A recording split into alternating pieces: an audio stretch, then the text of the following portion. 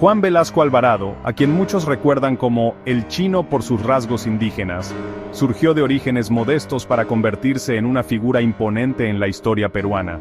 Nacido en 1910, Velasco experimentó las marcadas desigualdades que plagaban a su nación desde muy joven. Esta temprana exposición a la injusticia social moldearía profundamente su visión del mundo y sus convicciones políticas. El camino de Velasco lo llevó al ejército, donde ascendió constantemente de rango.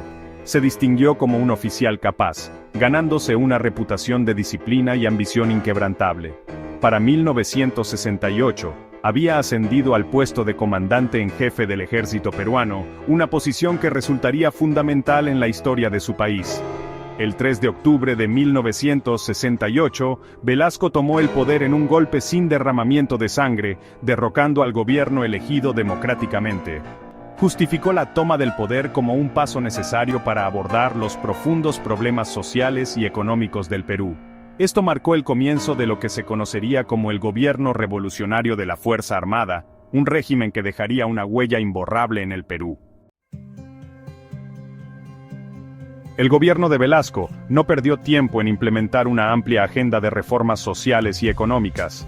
En el corazón de este programa transformador se encontraba el ambicioso objetivo de desmantelar el sistema de propiedad de la tierra del Perú, una reliquia de la era colonial que había concentrado la riqueza y el poder en manos de una pequeña élite. El 24 de junio de 1969, Velasco decretó la histórica Ley de Reforma Agraria, aboliendo efectivamente el sistema tradicional de haciendas que había dominado el campo durante mucho tiempo. Esta audaz medida tenía como objetivo redistribuir la tierra a las comunidades indígenas y campesinas marginadas, empoderando a aquellos que habían sido excluidos de la prosperidad de la nación. La reforma agraria no se trataba simplemente de la redistribución de la tierra, representaba un cambio fundamental en la dinámica de poder.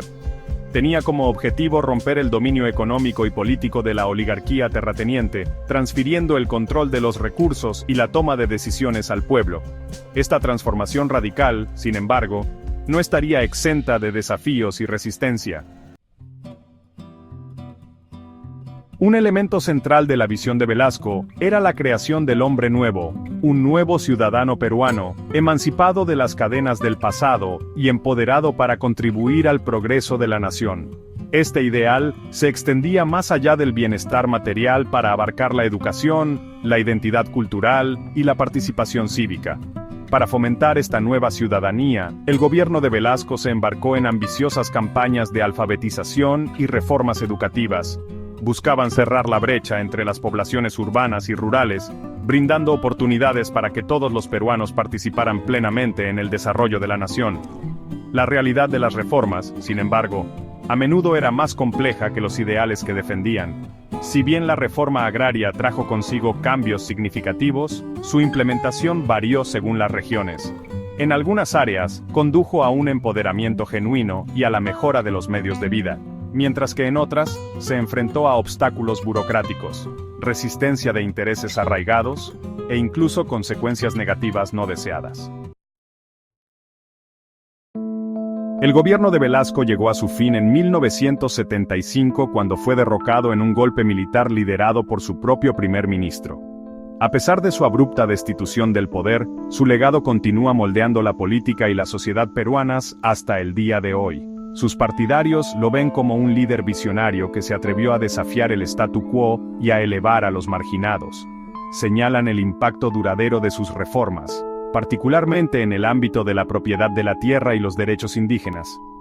Sus críticos, sin embargo, argumentan que sus métodos autoritarios socavaron las instituciones democráticas y que sus políticas económicas, aunque bien intencionadas, finalmente resultaron insostenibles. Señalan la turbulencia económica que siguió a su gobierno como evidencia de estas deficiencias. A pesar de las controversias, Juan Velasco Alvarado sigue siendo un símbolo potente en la historia peruana. Personifica las fuerzas complejas y a menudo contradictorias de la revolución, la reforma y el autoritarismo que han dado forma al Perú moderno. Su legado continúa siendo debatido y reinterpretado por cada generación, un testimonio del impacto perdurable de su gobierno tumultuoso pero transformador.